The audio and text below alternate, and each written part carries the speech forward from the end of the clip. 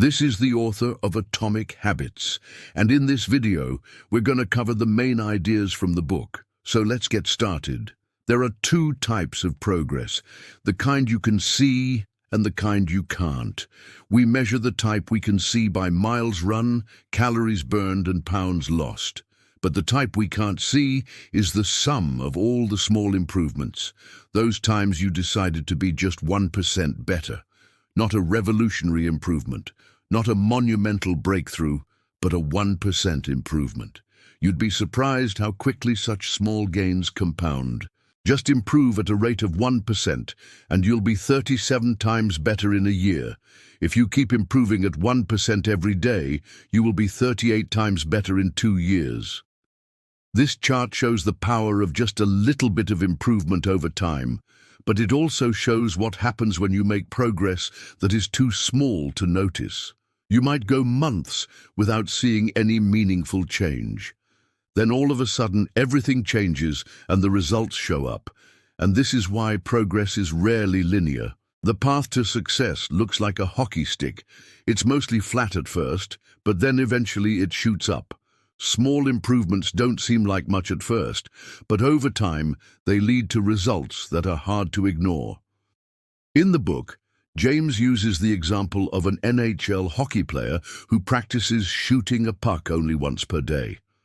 Now he may not notice any difference after 1 day of practice, but after 3 months of daily practice, he's noticeably improved. After 6 months, his teammates have noticed his progress. After a year, he's statistically proven to be a better shooter. After 2 years, he's become one of the best shooters in the league. These results weren't caused by a single big effort, but by showing up every single day and getting just 1% better. But wait, you say, you can't possibly get better at something you don't enjoy doing. Not true. You can do it if you want it badly enough. But to be brutally honest with you, there are some things that are more fun than others. The key to changing a habit isn't willpower. It's understanding the science behind habits and using that knowledge to change your behavior. Every habit follows a 4-step loop. Cue, craving, response, reward. The cue is the trigger that initiates the habit. The craving is the desire to obtain the reward.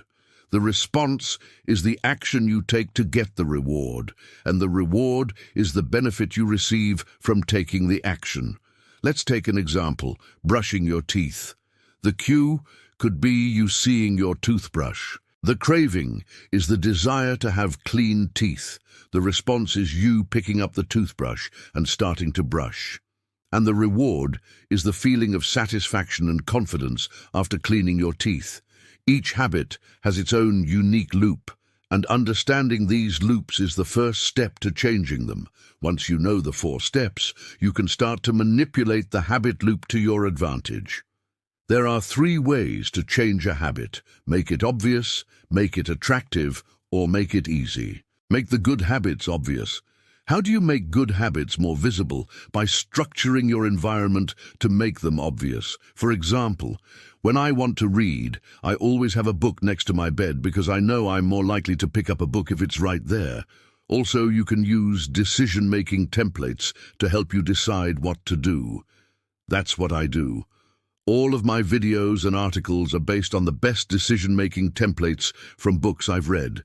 You can use the same technique for anything you want to improve. For example, in the book, the author shares a story about a man who couldn't find his keys because he never had a place for them.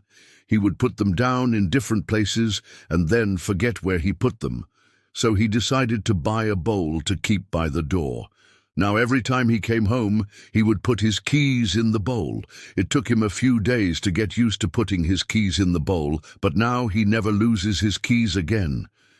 If he ever does lose them, he knows exactly where to look because he made the right habit obvious. Make the good habits attractive. You can make the good habits more attractive by associating them with things that are already attractive. For example, I love podcasts. So I listen to podcasts while I drive, while I work out, and before I go to sleep. Because I associate listening to podcasts with these activities that I already enjoy, I am more likely to do it. You can do the same thing with anything. For example, you could make exercising more attractive by working out with a friend who you enjoy spending time with. You could make eating healthy food more attractive by cooking healthy meals with your favorite music playing. Or you could make reading more attractive by reading a book that is recommended by your favorite author. Make the good habits easy.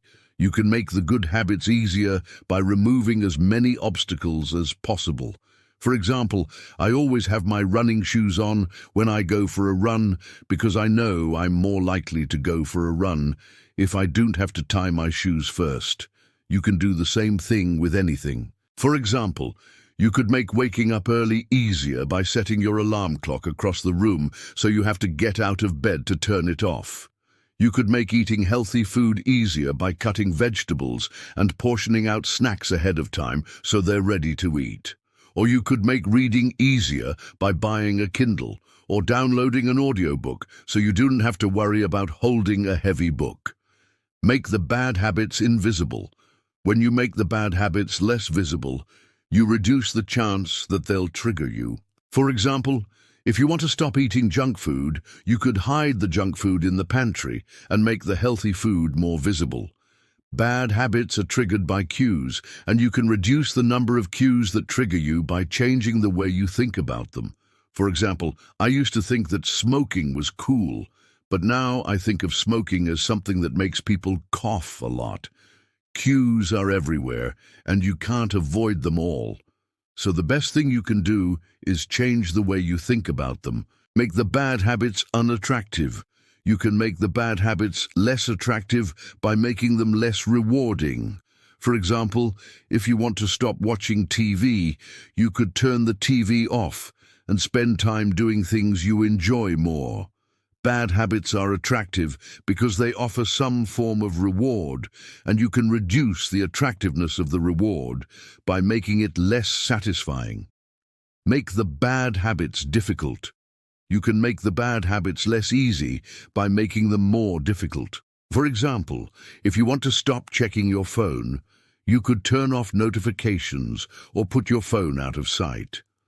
Bad habits are easy to do, and the easier they are, the more likely you are to do them. So the best thing you can do is make them more difficult. You don't rise to the level of your goals, you fall to the level of your systems. Your goal is where you want to be. The system is how you get there. You can't change your habits one at a time. You have to change your whole system. Start by identifying the goals you want to achieve, then identify the systems that will help you achieve those goals. And finally, focus on making small improvements to your system every day. It's easy to get caught up in the idea of being productive, but it's even easier to forget that productivity is just about making progress. You don't need to do everything perfectly to make progress, and sometimes the best thing you can do is nothing at all. The book is full of stories of people who have done just that and made incredible progress.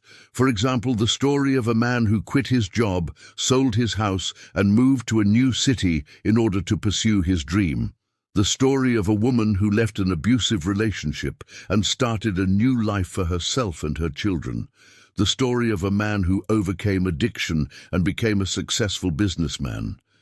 These stories are not just inspiring, they teach us how to be productive in a world that demands so much of us. We can all find ways to be more productive if we're willing to change our habits. The question is, are we willing to pay the price?